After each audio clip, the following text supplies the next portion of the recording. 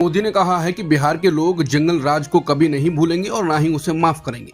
उन्होंने कहा कि विपक्ष चाहे अपनी गलतियों और पापों को कितना भी छुपाने की कोशिश करे, लेकिन सब कुछ याद रखते हैं। मोदी ने ये बात बीजेपी के बूथ स्तर के कार्यकर्ताओं से ऑडियो कॉन्फ्रेंस के जरिए बातचीत में कहा। वहीं तेजस्वी यादव ने कल कहा था कि हम आप सभी को बताना चाहते हैं कि भाजपा द्वारा जंगल राज के लिए लगाए गए आरोप निराधार हैं। आज बिहार में अपराध लगातार बढ़ रहे हैं। बिहार में एक भी दिन ऐसा नहीं जाता जब 200 राउंड फायरिंग ना होती हो। बिहार में चूहा शराब पी जाता है, बांध काट देता है, पटना पर गोलियां चलती हैं। तेजस्वी ने कहा कि तेजस्वी अपराध करने वाले किसी भी व्यक्ति को नहीं छोड़ेंगे। अगर तेजस्वी की परछाई भी गलत काम करेगी तो उसको भी तेजस्वी सजा दिलाने का काम करेगा। हम एनडीए की डबल इंजन वाली सरकार को उखाड़ फेंकने के लिए मिलकर काम करेंगे, जिसका एक इंजन भ्रष्टाचार और दूसरा इंजन अपराध है। महाराष्ट्र के मुख्यमंत्री देवेंद्र फडणवीस के हालिया बयान की मैं 2029 तक मुख्यमंत्री रहूंगा, उसको लेकर कांग्रेस ने बड़ा आरोप लगाया। कांग्रेस प्रवक्ता सचिन सावंत ने कहा ये बयान सिर्फ व्यक्तिगत नहीं बल्कि डिप्टी सीएम एकनाथ शिंदे और दिल्ली के बीजेपी नेताओं को दिया गया संकेत है। सावंत के मुताबिक फडणवीस जी सीधे शिंदे साहब से कुछ नहीं कह सकते, इसलिए उन्होंने ये संदेश बयान के जरिए दिया है। साथ ही ये बीजेपी के दिल्ली नेतृत्व को भी संकेत है कि वो अपनी कुर्सी नहीं छोड़ने वाले।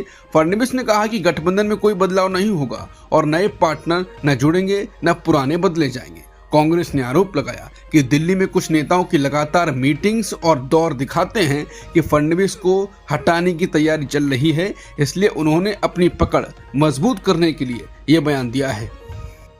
बिहार चुनाव के लिए महागठबंधन का सीएम चेहरा आरजेडी प्रमुख तेजस्वी यादव होंगे। कांग्रेस नेता अशोक गहलोत ने ज्वाइंट प्रेस कॉन्फ्रेंस में इसका ऐलान किया। उप मुख्यमंत्री मुकेश सहनी होंगे। गहलोत ने कहा कि उप मुख्यमंत्री और भी लोग बनाए जाएंगे जो पिछड़े समुदाय से होंगे। उन्होंने कहा कि हमारा नेता तो तेजस्वी यादव हैं, एनडीए बताए कि उनका सीएम फेस कौन होगा। सिर्फ नीतीश कुमार के नेतृत्व में चुनाव लड़ेंगे कहने से नहीं चलेगा। सीएम फेस के ऐलान के बाद प्रेस कॉन्फ्रेंस में तेजस्वी यादव ने कहा कि हमसे ज्यादा आप लोगों को इंतजार था कि महागठबंधन का सीएम फेस कौन होगा। हमें बिहार बनाने का काम करना है, इसलिए एकजुट हुए हैं। तेजस्वी ने कहा कि हम साथ मिलकर 20 साल पुरानी डबल इंजन की निकम्मी सरकार को बाहर निकाल फेंकेंगे। बिहार चुनावी माहौल में सियासी बयानबाजी तेज हो गई है। बीजेपी सांसद रविशंकर प्रसाद ने गुरुवार को महागठबंधन के मुख्यमंत्री पद के उम्मीदवार तेजस्वी यादव पर करारा हमला बोला। रविशंकर प्रसाद ने तेजस्वी यादव की विश्वसनीयता पर सवाल उठाते हुए कहा कि तेजस्वी यादव को बोलने से पहले सोचना चाहिए कि वो क्या कह रहे हैं। उनके पिता लालू प्रसाद यादव को चारा घोटाले के 4 मामलों में कुल 32.5 साल की सजा हो चुकी है और वो अब भी दिल्ली की सीबीआई अदालत में मुकदमे का सामना कर रहे हैं। तेजस्वी खुद आईपीसी की धारा 420 के आरोपी हैं। उन्होंने कहा कि बिहार की जनता जानती है कि राज्य के विकास में किसका योगदान है। रविशंकर प्रसाद ने कहा कि प्रधानमंत्री मोदी और मुख्यमंत्री नीतीश कुमार की डबल इंजन सरकार ही बिहार को आगे बढ़ाएगी। बिहार में चुनावी जंग तेज होती जा रही है और आरोप प्रत्यारोप का दौर जारी है। भारत के चुनाव आयोग जल्द ही पूरे देश में मतदाता सूची के विशेष गहन पुनरीक्षण यानी एसआईआर की तारीखों का ऐलान करने वाला है। पहले चरण में यह प्रक्रिया 10 से ज्यादा राज्यों और 1 केंद्र शासित प्रदेश में लागू होगी। इसमें असम, तमिलनाडु, पुडुचेरी, केरल और पश्चिम बंगाल जैसे चुनावी राज्य भी शामिल हैं, जहां अगले साल विधानसभा चुनाव होने वाले हैं। इस प्रक्रिया के दौरान नए वोटर लिस्ट की तैयारी की जाएगी, पुराने नामों की जांच होगी और जो मतदाता अब तक पंजीकृत नहीं है, रजिस्टर्ड नहीं है, उनके नाम जोड़े जाएंगे। वोटर लिस्ट को अपडेट करने का यह अभियान देश भर में धीरे धीरे लागू किया जाएगा। पश्चिम बंगाल में चुनाव आयोग की विशेष गहन संशोधन यानी एसआईआर प्रक्रिया से ठीक पहले बीजेपी राज्य में 1000 से अधिक नागरिकता संशोधन अधिनियम यानी सीएए कैंप लगाएगी। इसके लिए पार्टी ने तैयारी शुरू कर दी है।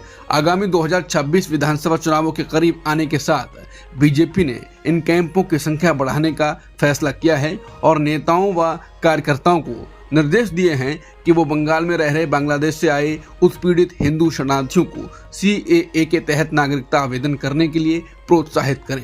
तो एसआईआर, सीएए कैंप और बंगाल चुनाव, इन सब में संबंध क्या है?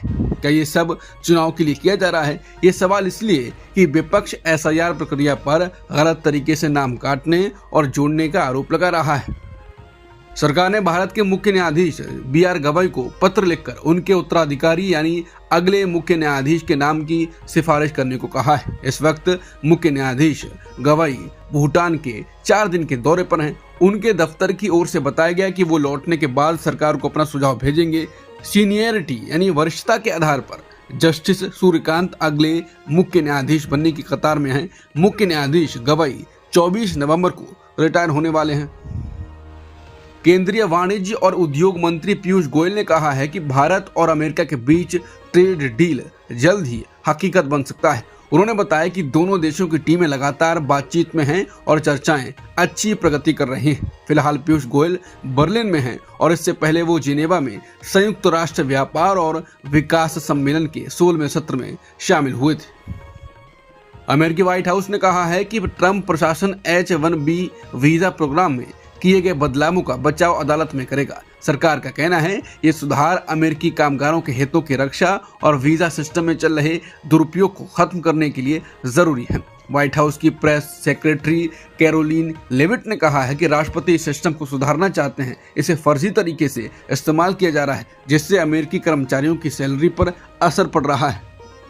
अमेरिका के राष्ट्रपति ट्रंप ने कहा है कि अगर इजराइल ने वेस्ट बैंक पर कब्जा करके उसे अपने में मिलाने की कोशिश की तो अमेरिका उसका समर्थन बंद कर देगा। ट्रंप ने यह बयान टाइम मैगजीन को दिए एक इंटरव्यू में दिया जो 15 अक्टूबर को हुआ था। टाइम की रिपोर्ट के मुताबिक ट्रंप ने फोन पर बातचीत में कहा कि इजराइल को इस कदम से पहले सोचना चाहिए क्योंकि इससे अमेरिका और इजराइल के रिश्तों पर असर पड़ सकता है। इससे पहले अमेरिका के उपराष्ट्रपति JD वेंस और विदेश मंत्री मार्को रूबियो ने भी इजराइल को चेतावनी दी थी कि वेस्ट बैंक को मिलाने की कोशिश मिडिल ईस्ट में तनाव बढ़ा सकती है। आंध्र प्रदेश के कुर्नूल जिले में शुक्रवार तड़के एक भयानक सड़क हादसा हुआ। हैदराबाद से बेंगलुरु जा रही एक लग्जरी प्राइवेट बस में आग लगने से 25 से ज्यादा यात्रियों की जलकर मौत हो गई जबकि कई लोग गंभीर रूप से घायल हो गए। यह हादसा चिन्नाटुकुर गांव के पास सुबह करीब 3:30 बजे हुआ जब बस की सामने से आ रही एक मोटरसाइकिल से टक्कर हो गई। टक्कर के बाद बस के आगे के हिस्से में अचानक आग भड़क गई और कुछ ही सेकंड में पूरी बस लपटों में घिर गई।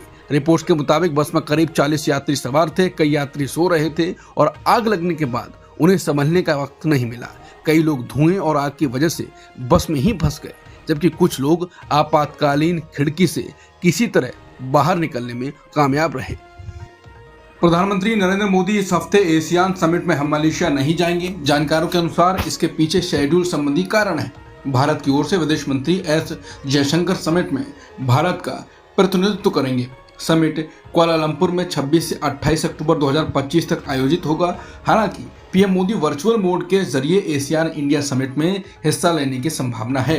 पिछले कुछ वर्षों में पीएम मोदी ने इस समिट और ईस्ट एशिया समिट में भारतीय प्रतिनिधिमंडल का नेतृत्व किया है। मलेशिया ने समिट में अमेरिका के राष्ट्रपति ट्रंप और कई बाकी देशों के नेताओं को आमंत्रित किया है। ट्रंप 26 अक्टूबर को 2 दिन के दौरे पर कुआलालंपुर आएंगे। कांग्रेस नेता जयराम रमेश ने कहा है कि क्या प्रधानमंत्री मोदी कुआलालंपुर शिखर सम्मेलन में जाएंगे या नहीं। अब ये लगभग तय हो गया है कि पीएम वहां नहीं जाएंगे। इसका मतलब है कि उन्हें दुनिया के नेताओं के साथ गले मिलने, फोटो लेने या अपने आप को विश्व गुरु दिखाने के कई मौके गंवाने पड़ेंगे।